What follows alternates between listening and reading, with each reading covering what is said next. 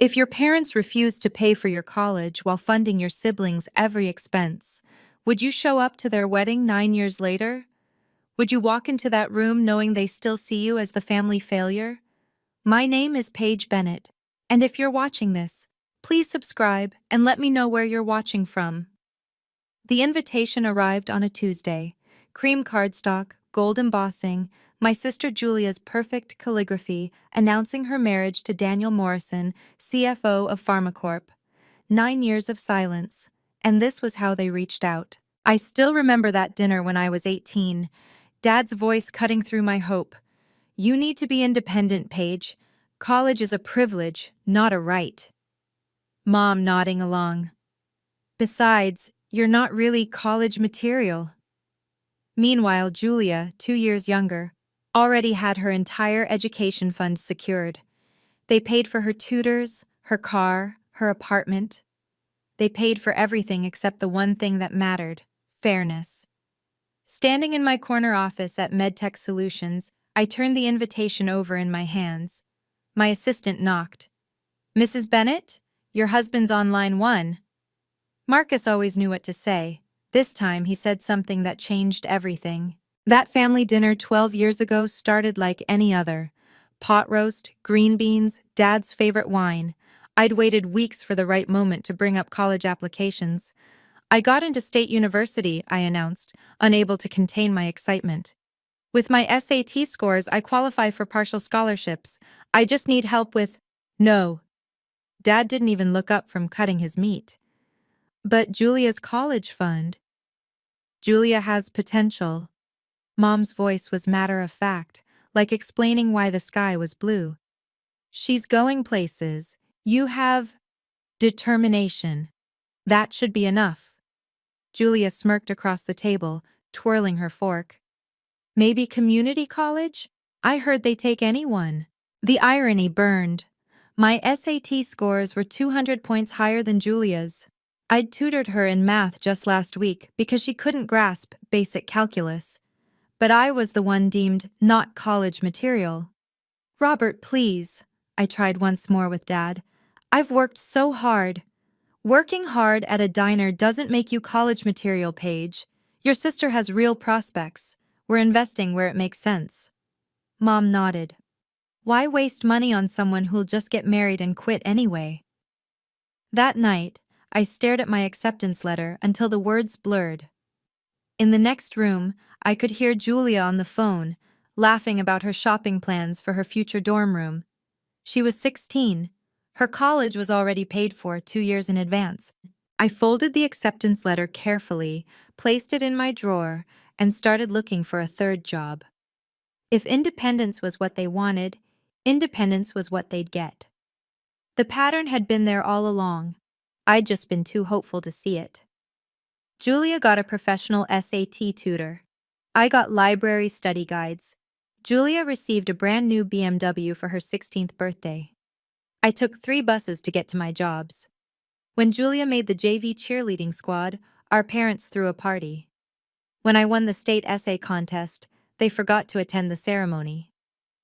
Julia's going places became Dad's favorite phrase, usually followed by a pointed look in my direction. The breaking point came when I discovered Julia's perfect grades weren't so perfect after all. I'd gone to her room to return a calculator and found her report card, the real one, not the doctored version our parents saw. C's and D's hidden beneath correction fluid, transformed into A's and B's. "You're snooping?" She'd caught me, but she wasn't worried. Like they'd believe you anyway. She was right. When I tried to tell Mom, she dismissed it immediately. "Jealousy is ugly, Paige. Your sister doesn't need to cheat. She's naturally gifted. Naturally gifted at deception, maybe." I watched Julia charm her teachers into extensions, sweet-talk her way out of consequences, and somehow convince everyone she was the golden child. Meanwhile, my straight A's earned through late-night studying were dismissed as trying too hard. The college fund conversation happened monthly after that, always with the same result. "We've already explained this, Paige. Some investments pay off, others don't." By the time I turned 19, I'd saved $3,000 from my jobs. It wasn't enough for college, but it was enough for a bus ticket and first month's rent somewhere else. Somewhere I could build something from nothing, without their constant reminders of my designated failure. 3 jobs weren't enough. Waitressing mornings, retail evenings, cleaning offices at night. I'd saved $8,000 in a year, still short for even community college. I found a solution, I told my parents, hope creeping back despite everything. There's a need-based scholarship. I qualify for everything except I need parental signatures for the FAFSA. Dad set down his newspaper. Absolutely not. It's just a signature. You're embarrassing us with this desperation page. Mom's voice dripped with secondhand shame. Everyone knows you're working these dead-end jobs. Mrs. Henderson asked if you were on drugs. I'm trying to pay for college. Then try harder or accept reality. Dad stood up. If you can't make it on your own, maybe you're not meant to make it at all. Julia walked in, yawning. Can you keep it down? Some of us have actual futures to rest up for. She grabbed my car keys. Wait, my keys to the shared car I'd paid half for. I'm taking the car to Ashley's. That's my car too. Was your car, Mom corrected. Julia needs reliable transportation for her activities. That night, I packed everything I owned into 2 suitcases. 19 years in this house, and my life fit into 2 bags. I left a note. Getting that independence you wanted. Mom found me at the door. If you leave now, don't expect us to catch you when you fall. I won't fall. Everyone falls, Paige. The difference is, Julia has us to catch her. I walked out into the rain. No car, no family, $8,000 to my name. Within an hour, Julia had posted photos of her redecorated new room, my former room, on Instagram. The caption read, "Finally got the space I deserve." 5 years of silence cost more than I'd imagined. The 8x8 room I rented had a hot plate, a mattress on the floor, and a desk made from a door I'd found on the street. Luxury was choosing between ramen flavors. I worked days at a call center, nights stocking shelves, weekends tutoring kids whose parents looked through me like I was furniture. Success is the best revenge? Try paying rent first. Try choosing between textbooks and food. Try sitting in class after a night shift, praying the professor doesn't notice you nodding off. I missed 5 Christmases, 5 birthdays, 5 Thanksgivings where, according to Julia's Facebook posts, the family was complete and perfect. In one photo, they'd even cropped out my chair at the dinner table, the one that sat empty. Year 3 almost broke me. Pneumonia from walking to work in winter without a proper coat. The hospital bill wiped out my savings. I called home once, just once, when the fever hit 103. Paige? Mom's voice sounded surprised. Are you calling for money? I'm sick, I wanted... Your father was right. You can't even take care of yourself. Julia's thriving at university, by the way. Made Dean's List. I hung up. Later, I learned Julia's Dean's List was fabricated, but that didn't matter then. What mattered was surviving until tomorrow, then the next day, then the next. The cost of independence wasn't just financial, it was eating alone on your birthday. It was watching other students' parents visit campus while yours pretended you didn't exist. It was building yourself from nothing while carrying the weight of their prophecy. You'll fail. But I didn't fail. I just learned to succeed quietly. Sometimes strangers believe in you more than family ever will. I met Marcus in the university library during my 4th year. I'd finally saved enough for part-time enrollment. He was reading a medical journal. I was debugging code for my entrepreneurship class at 2 a.m. That's elegant coding, he said, looking at my screen. Self-taught? YouTube University, I mumbled, exhausted. He laughed, not mockingly, but with genuine warmth. Same here. My family owns hospitals, but I learned programming because medicine's future is digital. We talked until sunrise. About healthcare technology, about innovation, about building something meaningful. He never asked why I looked tired or why I ate vending machine dinners. He just saw potential. I'm working on a startup idea, I told him weeks later. Healthcare administration software. I know people who need that. My family's been looking for solutions. Professor Smith, overheard us. Paige, there's a paid internship at MedTech Solutions. They need someone who understands both healthcare and coding. Interested? The internship paid more than my 3 jobs combined. For the first time in 5 years, I could breathe. Marcus helped refine my project, introduced me to advisors, never once making me feel like charity. Why are you helping me? I asked one evening. Because you're brilliant, and you don't even know it. He paused. Also because anyone who works this hard despite everything deserves someone in their corner. I didn't tell him about my family then, but somehow I think he knew. The way he'd casually pay for coffee, or happen to have extra textbooks, or invite me to dinner with his family where his mother would insist on sending leftovers. His mother once said, "Family isn't always blood, dear." She was right. If you've ever been the unfavored child, drop a comment below. How did you overcome it? I read every single comment, and your stories help others know they're not alone. And please, hit that subscribe button if this resonates with you. It really helps me share these stories with people who need to hear them. Now let me tell you what happened when I finally graduated, and how the silence from my family spoke louder than words ever could. Graduation day. Summa cum laude. The dean called my name, and the auditorium erupted in applause, except for the 2 empty seats I'd foolishly reserved. Your real family is here, Marcus's mother whispered, squeezing my hand as I returned with my diploma. That same morning, Julia had posted on Facebook, "Spa day with mom. #blessed, #mother-daughter goals." The timestamp showed they were getting manicures while I was walking across that stage.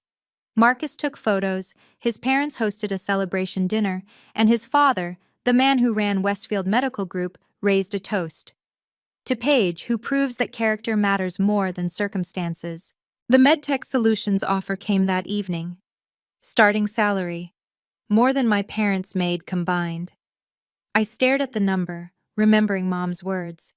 Not college material. Take it, Marcus encouraged. You've earned this. A week later, curiosity got the better of me. I checked Julia's university page. 5 years in college, and she still hadn't graduated. Her LinkedIn showed expected graduation, pushing back year after year. But her Instagram? Trips to Cabo, designer bags, daddy's princess captions. I could have called them, could have shared my success. But what was the point? They'd made their bet, chosen their horse. Julia was going places, remember? The irony was perfect. The daughter they'd invested everything in was spinning her wheels, while the one they'd written off was launching a career. But I didn't gloat. Success doesn't need an audience that never believed in the performance anyway. Marcus found me staring at Julia's profile one evening. You okay? They really thought I'd fail. Prove them wrong by succeeding. The best revenge is a life well lived. He was right. So I lived well, quietly, professionally, without them. Build your empire in silence. That became my mantra. At MedTech Solutions, I didn't just meet expectations, I revolutionized them. My healthcare administration software reduced hospital errors by 30% and saved our clients millions. Within 2 years, I was leading a team. Within 3, I was VP of Development. The 30 Under 30 nomination came as a shock.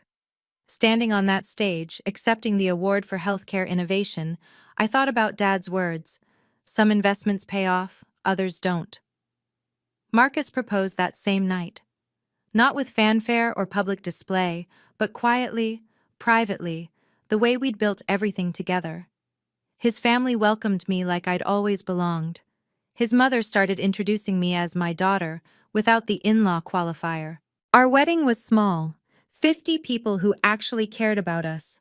No empty seats, no cropped photos, no one questioning if I deserved to be there. Marcus's father announced at the reception that I was being promoted to CEO of MedTech's new division. She's the future of healthcare technology, he told the guests. Meanwhile, Julia's LinkedIn still showed senior manager at PharmaCorp, a position that didn't exist in their corporate structure. I knew because we'd started preliminary partnership talks with them. Their actual senior managers were all listed on their website. Julia wasn't among them. This contract will change everything, our CFO said, sliding the Westfield Medical Group papers across my desk. $50 million, the biggest deal in MedTech's history. Marcus had recused himself from negotiations to avoid conflict of interest, but his family's company needed our technology desperately. I signed my name, Paige Bennett, CEO, and felt the weight of how far I'd come. From begging for college money to controlling millions in healthcare technology. The invitation arrived the very next day. This contract will change everything. Our legal team had worked 6 months on the Westfield Medical Group deal. $50 million for exclusive healthcare software rights, with potential expansion to their 12-hospital network. Marcus stayed completely removed from negotiations, but I knew his father was eager to modernize. Implementation starts Monday, I told my team. Full integration across all Westfield facilities. That's when Sharon, my assistant, knocked. Mrs. Bennett, a wedding invitation arrived, addressed specifically to you, not you and Mr. Bennett. The cream envelope felt familiar in my hands. Julia Anderson to marry Daniel Morrison, CFO of PharmaCorp. The wedding was in 3 days. On Monday, the exact day of our Westfield contract signing. Interesting timing, I muttered. Marcus found me studying the invitation that evening. 9 years of nothing and now this? She's marrying PharmaCorp's CFO. We've been in talks with them for months about partnership opportunities. He pulled up Daniel Morrison's profile. Harvard MBA, fast-track executive, comes from old money. Looks like Julia found her meal ticket. Look at this. I showed him Julia's updated LinkedIn. Senior Manager of Strategic Partnerships at PharmaCorp. Since when? Marcus checked PharmaCorp's employee directory. That position doesn't exist. Their strategic partnerships team has 3 managers, all named on their website. She's not there. Something felt off. Why invite me now? Why the specific timing? You should go, Marcus said finally. Not for them, but for closure. The contract signing can happen Tuesday. This is your chance to show them who you've become. Besides, he smiled, I'm curious to meet the family who thought Paige Bennett wasn't worth investing in. I made a decision. We'd attend. But this time I wouldn't be arriving as the family failure. Something doesn't add up here. I spent Sunday researching. Daniel Morrison was legitimate. Harvard MBA, CFO of PharmaCorp, net worth in the millions. But Julia's story had holes. Senior Manager of Strategic Partnerships appeared on her LinkedIn 3 months ago, right after the engagement announcement. Before that? 5 years of marketing coordinator with no company specified. Her Instagram showed lavish lifestyle posts tagged #corporate life, but never once mentioned actual work. Marcus pulled up something interesting. PharmaCorp just announced they're desperately seeking healthcare technology partners. They're behind on digital transformation. And we're the biggest player in that space. Which Julia would know if she actually worked there. He paused. Or maybe she does know. Maybe that's why you're invited. I found an old college friend who worked at PharmaCorp. Julia Anderson? Never heard of her, and I know everyone in strategic partnerships. Wait, is she the blonde who sometimes comes to company events with Daniel? I thought she was just his girlfriend. The pieces clicked.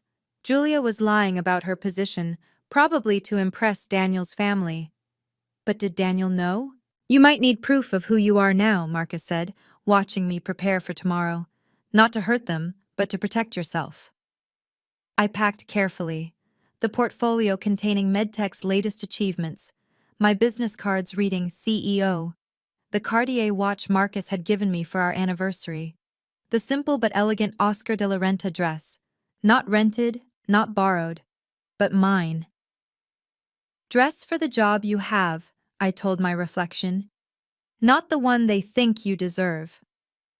Marcus added one more thing to my bag, the signed Westfield contract papers. Just in case anyone questions your authority. Tomorrow, I'd walk into that wedding as myself. The only question was, would they recognize who that was? Monday morning arrived with unusual clarity. "You might need proof of who you are now," Marcus repeated as we dressed. He was wearing his Armani suit, the one he wore to board meetings. I chose the burgundy Oscar de la Renta, paired with my grandmother's diamonds. Marcus's grandmother, that is. My own family had never passed anything down to me. In my portfolio, MedTech's annual report showing my name as CEO, the press release about our Westfield partnership, my business cards on thick cardstock with raised lettering. Not to brag, but to be prepared. 9 years of silence meant they knew nothing about who I'd become. The valet parking alone costs more than my old monthly rent, I observed as we pulled up to the St. Regis. "Your parents always did like appearances," Marcus noted. "Wonder how much debt they're in for this." The lobby was filled with flowers, orchids and roses, probably $20,000 worth. A string quartet played in the corner. Everything screamed money, the kind of desperate display meant to impress Daniel's old money family. Paige Anderson?" My cousin Emma spotted us first, her eyes widening. "Oh my God, you look—" She took in my dress, my jewelry, Marcus beside me. "Different." "It's Paige Bennett now," I corrected gently. "You got married? Your parents said you were—" She stopped, flushing. "Said I was what?" "Working minimum wage somewhere. Struggling." Marcus's hand found mine. "Shall we find our seats?" But Emma wasn't done staring. "That dress is Oscar de la Renta." "Yes." "The real thing?" I smiled. "As real as I am." Words spread quickly. By the time we reached the ballroom, half the relatives were whispering, phones out, probably Googling. The black sheep had returned, and she wasn't wearing wool anymore.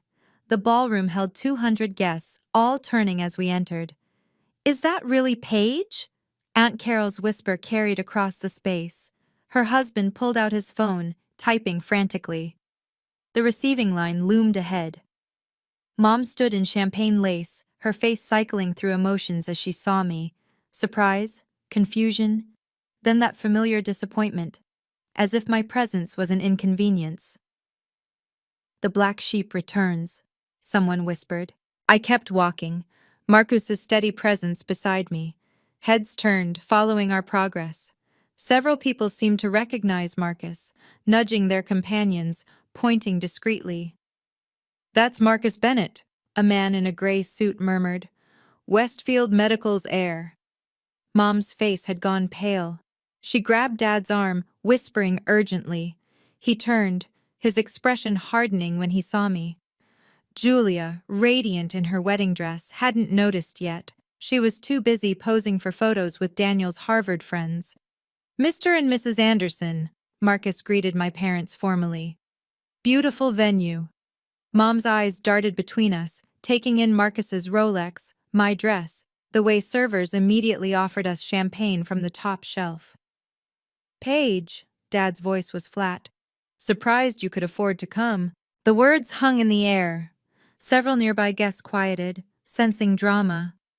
"Affording things isn't a problem anymore," I replied evenly. "That's a nice rental dress," Mom added, her old cruelty surfacing. "The jewelry is convincing too. Cubic zirconia has gotten so realistic." A woman behind us gasped softly. She recognized the pieces. Marcus's grandmother's diamonds were legendary in certain circles. "Mrs. Anderson," Marcus's voice was steel-wrapped in silk. "Those diamonds have been in my family for 3 generations." The silence spread outward like ripples. Mom's mouth opened, closed, opened again. That's when Julia finally noticed us. "Oh, you actually showed up." Julia glided over in her wedding dress, every inch the princess our parents had paid for. Her eyes swept over me, cataloging changes, searching for flaws. "Julia," I kept my voice neutral. "Congratulations." "How generous of you to come." She emphasized generous like I should be grateful for the invitation. "Everyone, this is my sister Paige. She's been finding herself these past few years. 9 years, actually, I corrected. Dad inserted himself into the conversation. Still working those retail jobs? No. Finally got that community college degree? Mom's voice dripped false concern. There's no shame in it, dear. Not everyone can handle real university. The crowd around us grew. Daniel's Harvard friends, PharmaCorp executives, family members, all watching this reunion unfold. Some of us buy our dresses, Julia, I said quietly, remembering her teenage taunts about my thrift store clothes. Julia laughed, bright and sharp. Some of us don't have to pretend to afford them. Pretend? Marcus stepped forward slightly. That's when Daniel appeared, champagne glass in hand, face flushed from celebration. He stopped mid-stride when he saw Marcus, his expression shifting to recognition, then confusion. Marcus Bennett? His voice pitched higher. What are you doing here? Supporting my wife, Marcus replied simply. The champagne glass trembled in Daniel's hand. His eyes darted between us, pieces clicking together. Wife? Daniel? Julia's voice wavered. What's wrong? But Daniel wasn't looking at Julia. He was staring at me, his face draining of color. You're Paige Bennett. Yes. CEO of MedTech Solutions. The ballroom seemed to inhale collectively. What? Julia's perfect composure cracked. What are you talking about? Daniel's response came out as barely a whisper. Oh God. Julia's laugh pierced the silence. Everyone, meet my sister who couldn't even finish community college. She raised her voice deliberately, ensuring all 200 guests could hear. The string quartet stopped playing. Servers paused mid-pour. This is Paige, the family disappointment. We tried to help, but... She shrugged elegantly, playing to her audience. We tried everything, Dad added loudly. Some people just can't be helped. Mom clutched her pearls dramatically. At least you found someone to take care of you, dear. There's no shame in marrying well when you can't succeed yourself. The humiliation was orchestrated, practiced, designed to put me back in my place. 9 years later, and they were still running the same script. Phones appeared in hands. Someone was definitely recording. Julia basked in the attention, not noticing Daniel tugging at her arm. Julia, stop! Daniel's voice was urgent. Oh, Daniel knows all about family struggles, Julia continued, ignoring him. His family built themselves up from nothing too, but with actual success, not... She gestured at me. Whatever this is. Julia, shut up! Daniel's shout echoed across the ballroom. Everyone froze. The groom didn't just raise his voice at the bride, not at their wedding, not in front of everyone. This person is... Daniel's face was ghost white, sweat beading on his forehead. She's what? Julia demanded, her princess facade cracking. My loser sister? She's the CEO we've been trying to get a meeting with for 6 months, Daniel's voice cracked. She controls the technology that could save PharmaCorp.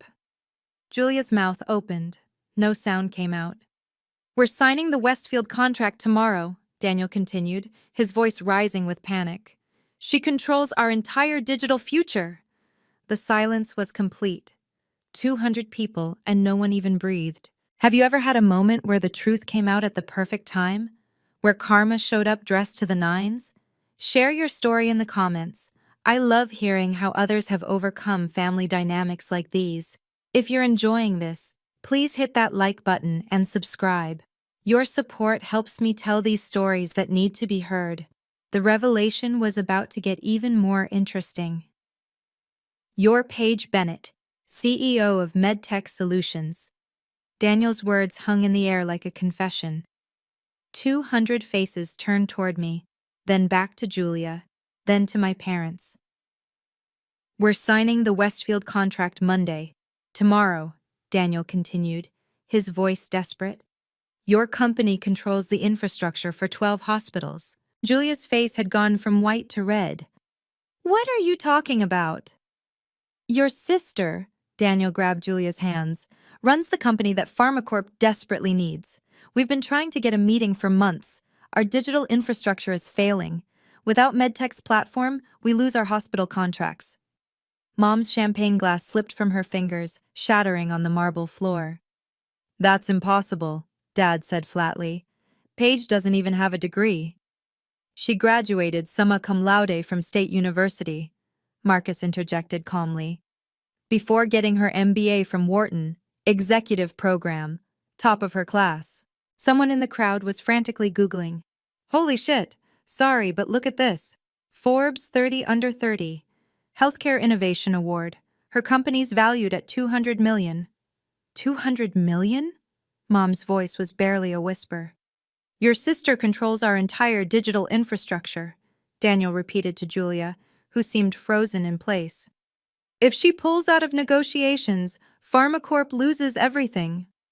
Mr. Thompson, CEO of Mercy General, pushed through the crowd. Paige Bennett, I've been trying to meet you for months. We need your surgical scheduling system desperately. Suddenly, business cards were being thrust at me from all directions. Healthcare executives, hospital administrators, all recognizing the name they'd been hearing in board meetings. Julia stood alone in her wedding dress, watching her spotlight get hijacked by the sister she'd called a failure an hour ago. This can't be real, she whispered. The girl you called not college material graduated summa cum laude. Marcus stepped forward, his presence commanding attention. I'm Marcus Bennett, heir to Westfield Medical Group. Paige and I have built something extraordinary together. I opened my portfolio calmly, pulling out materials I'd hoped I wouldn't need. MedTech Solutions, $200 million valuation, 12 hospital systems as clients, 500 employees. My business card gleamed as I set it on the gift table. CEO, not struggling, not minimum wage, not family disappointment. We've revolutionized healthcare administration, I continued, my voice steady. Reduced medical errors by 30%. Saved our clients $40 million in operational costs last year alone.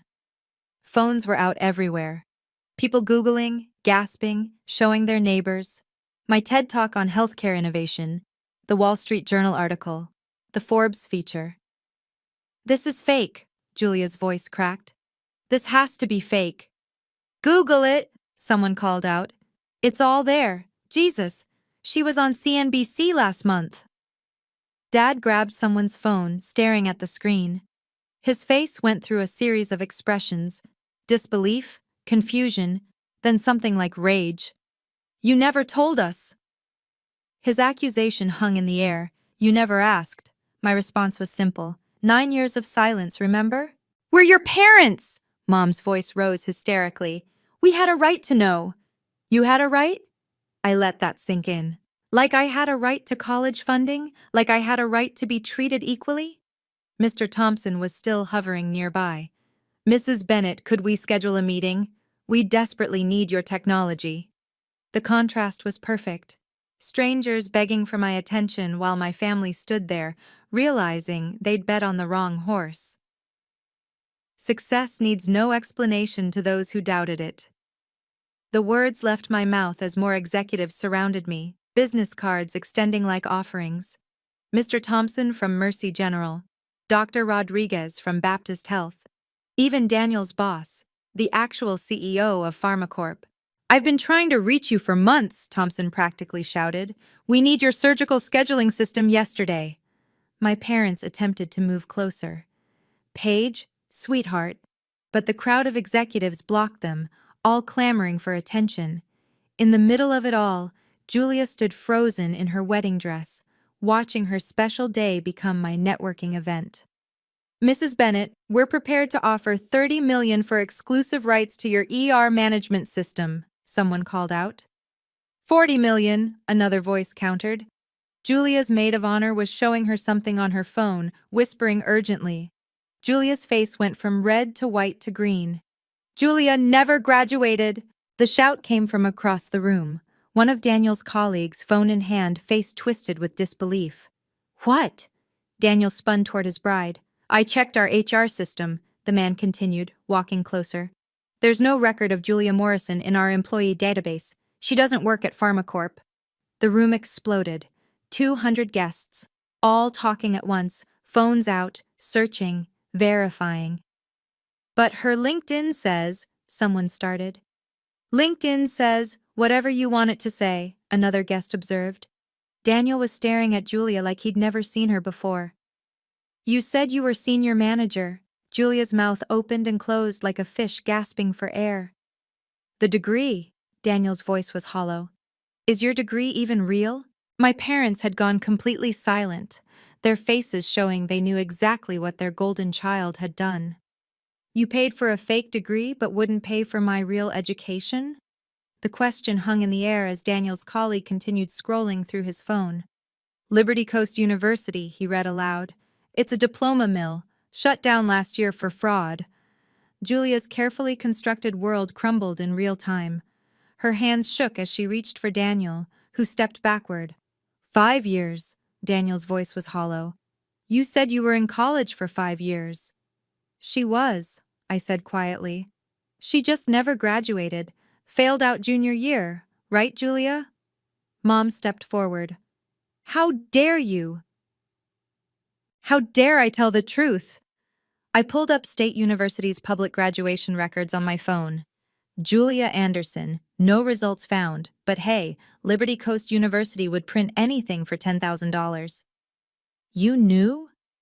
Daniel turned on my parents. You knew? Dad's silence was admission enough. We were protecting her future, Mom said weakly. Everyone needs a degree these days. A real degree, Daniel was shouting now. Not fraud. Do you understand what this means? I vouched for her at PharmaCorp. I told the board she was an asset. His colleague was still searching. The background check. How did she pass the background check? We never ran one, Daniel admitted. I said she was family. I said I could vouch for her. The irony was perfect. The daughter they'd given everything to had built her life on lies, while the one they'd abandoned had built an empire on merit. Mr. Morrison, someone from PharmaCorp's board spoke up. We need to discuss this, immediately. Julia was crying now, mascara streaming. Paige, please, you're my sister. Now I'm your sister? The calm in my voice surprised even me. Interesting timing. Business is about trust, something this family never showed me. I addressed the room with CEO authority, the kind earned through years of board meetings and difficult decisions. The Westfield contract has a morality clause, I stated clearly. MedTech Solutions cannot partner with companies that employ individuals with fraudulent credentials. Daniel's face went gray. The PharmaCorp deal is now in jeopardy, I confirmed. We can't risk our reputation on partnerships with companies that don't verify their employees. Please, Daniel turned to me, desperate. This could ruin everything. My promotion. Your promotion was based on bringing Julia as an asset to the company, his colleague interrupted. An asset that doesn't exist. The PharmaCorp board members were huddled in the corner, phones pressed to ears, damage control already beginning. One of them approached Daniel. We need you at headquarters. Now. But it's my wedding. It's your career, the board member corrected. What's left of it? Julia grabbed Daniel's arm. You can't leave. He shook her off. You lied to me. About everything. Your job, your degree, your entire life. My parents knew. Julia's desperation peaked. They helped. Tell him. Mom and Dad stood frozen, their complicity exposed to everyone they'd tried to impress. We did what we thought was best, Dad attempted. You committed fraud, Mr. Thompson observed. That's what you did. The St. Regis wedding coordinator appeared, looking concerned. Is everything all right? Should we delay dinner service? There won't be dinner, Daniel said flatly. This wedding is over. The collective gasp from 200 guests created its own weather system in the ballroom. You can't, Julia screamed.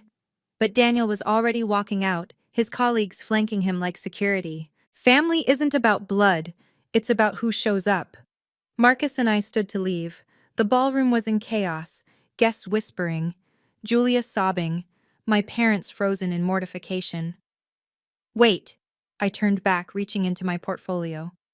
We've paid for your honeymoon suite. Consider it our wedding gift. Julia's tear-streaked face twisted. I don't want your pity. It's not pity. Use it to figure out your next move. I pulled out a check, already prepared. $50,000 for the real education you need. The room went silent again. Why? Mom's voice cracked. Why would you? Because I'm not you, I said simply. I don't abandon family, even when they abandoned me, but this is the last time. Dad stepped forward. Paige, we're still your parents. No. The word was firm, final. Parents show up. Parents support equally. Parents don't bet on one child and discard the other. I placed the check on the gift table. Julia, you're 28. It's not too late to build something real, but it has to be real this time. Marcus took my hand. We walked toward the exit, past 200 stunned guests, past the ice sculpture that probably cost more than my first year's rent, past the string quartet that had started playing again, some sad, ironic melody. Mrs. Bennet, Mr. Thompson called out. Your card! I need your card! I handed him one without breaking stride. At the doorway, I turned back once. My parents looked older somehow, smaller, surrounded by the ruins of their golden child's wedding. Julia stood alone in white, the check in her trembling hands. The wedding that ended everything, someone whispered. We left them with their consequences. The wedding that ended everything. That's what the society pages called it. Within an hour, the story was on social media. Bride exposed as fraud at own wedding went viral before we even reached our car. Someone had live-streamed the entire confrontation. Daniel filed for annulment Monday morning. The marriage had lasted exactly 0 days. He also resigned from PharmaCorp before they could fire him, his reputation destroyed by association. Julia was escorted from PharmaCorp headquarters that same Monday. Security guards, boxes of her things, except there were no things. She'd never actually worked there. The security footage made the evening news. Local woman exposed in corporate fraud scandal. My parents' social circle reacted swiftly and brutally. Mom was removed from 3 charity boards within a week. We can't have that kind of scandal attached to our organization, the president of the Ladies' Auxiliary told her. Dad's business took an immediate hit. 40% of his contracts canceled, citing trust issues and reputational concerns. His biggest client called personally. Robert, if you'd lie about your daughter's credentials, what else would you lie about? The country club revoked their membership. Marcus showed me the texts Julia sent, dozens of them. You ruined my life. This is all your fault. I hope you're happy. I wasn't happy. I wasn't sad either. I was free. She's not taking responsibility, Marcus observed, reading over my shoulder. She learned from the best, I replied, thinking of our parents. The $50,000 check remained uncashed. Pride, probably. Or maybe she thought it was another trap. Either way, the offer stood.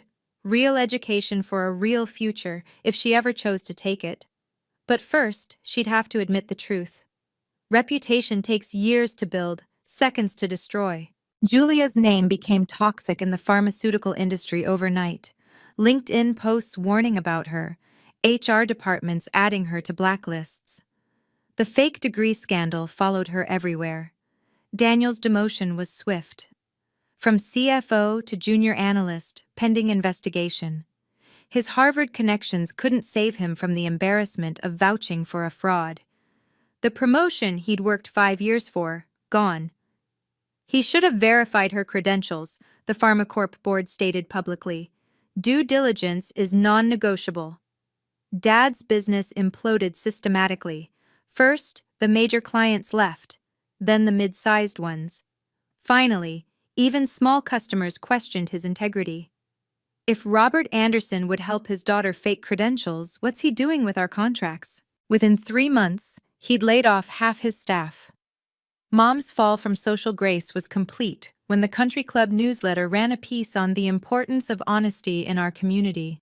They didn't name her directly, but everyone knew. The whispers followed them everywhere: grocery stores, restaurants, church. There go the Andersons. Remember the wedding? Our phone rang constantly those first weeks. Reporters, bloggers, anyone wanting the inside story. We declined all interviews. The truth had been public enough. Any regrets? Marcus asked one evening, seeing me scroll through the news coverage. No, I answered honestly. They created this situation. They nurtured it. They chose Julia's lies over my truth for years. A text came through from an unknown number. I almost deleted it until I saw the preview. This is Emma, your cousin. Just wanted you to know. We all see who they really are now, and who you've always been. Sometimes vindication comes from unexpected places. I'm not ruining your life. I'm just not saving it. 47 missed calls in the first week. Voicemails oscillating between anger and desperation. Paige, this is your mother. Call me immediately. How could you do this to your family? Please, sweetheart, we need to talk. You've destroyed everything we built. I'm sorry, we're sorry, please. Dad showed up at MedTech's headquarters on week 2. Security called me from the lobby. There's a Robert Anderson here. Says he's your father. Should we follow standard protocol for unauthorized visitors? I replied. I watched on the security monitor as they escorted him out. He looked older, smaller, his usual commanding presence deflated. Mom tried a different approach: emotional manipulation via email. Paige, I carried you for 9 months. Doesn't that mean anything? We made mistakes, but destroying Julia's life wasn't the answer. She's had to move back home. She cries every day. Your father's business is failing. Is this what you wanted? I responded once. I didn't create this situation. I simply stopped hiding from it. Julia's messages were the worst. Pure venom mixed with desperate pleading. You're not my sister. I'll sue you for defamation. Please help me get a job. I hope you lose everything like I did. I'm sorry, can we talk? The final twist came through Marcus's mother, who ran a scholarship foundation. We're funding 10 full scholarships for first-generation college students, she announced at dinner. Paige insisted on anonymous funding, but I think people should know she's giving back to kids in situations like hers. Kids whose parents won't help? Marcus asked pointedly. Kids whose parents can't see their potential, I corrected. There's a difference. The check to Julia remained uncashed. The best revenge is a life well lived. MedTech went public 6 months after the wedding. Opening day, our stock soared 40%. Marcus and I watched from the NYSE floor as our company's value hit $500 million. From an 8x8 room to this, Marcus whispered, squeezing my hand. The Bennett Foundation for First-Generation Students had funded 23 full scholarships. Each recipient reminded me why success meant nothing if you didn't lift others. Our real family, Marcus's parents, our mentors, our chosen circle, celebrated with us at every milestone. No empty chairs, no backhanded compliments, no conditions on their love. To Paige, Marcus's father toasted at our IPO dinner, who proved that character creates success, not connections. Meanwhile, social media told a different story about the Andersons. Julia working retail at a department store, the same kind of job they'd mocked me for having. My parents downsized from their 5-bedroom house to a 2-bedroom condo. The country club life they'd sacrificed my education for, gone. They're still your parents, Marcus said one evening, finding me looking at their downsizing announcement. No, I corrected. They're just people who had children. There's a difference. A year after the wedding, Julia finally cashed the check. No thank you, no acknowledgement. But she enrolled in community college, verified through public records. Real classes this time. Maybe she'd build something authentic, maybe not. That was her journey now. Any regrets? Marcus asked on our anniversary, standing in our penthouse overlooking the city. Just one, I admitted.